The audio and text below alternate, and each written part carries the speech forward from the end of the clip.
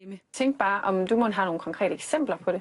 Ja, der har været en del. Nu har jeg jo ikke min computer her, men der har været en del sådan, historier i forskellige medier. Morten Messerschmidt sender os sine bud. Det ene viser sig at være en større tysk virksomhed med afdeling i Danmark. Den anden en mindre virksomhed i København, der mener, at et ja til patentdomstolen er vejen frem. Jeg kan bare sige, at for os er det en fordel, og vi gør specifikke initiativer for at sikre, at vi kommer hen imod en patentdomstol hurtigst muligt. Morten Messerschmidt, det lader til, at jeres nej-kampagne til patentdomstolen bygger på en eller anden frygt eller formodning, som du har lidt svært ved at finde opbakning til hos små virksomheder i Danmark. Er det korrekt forstået?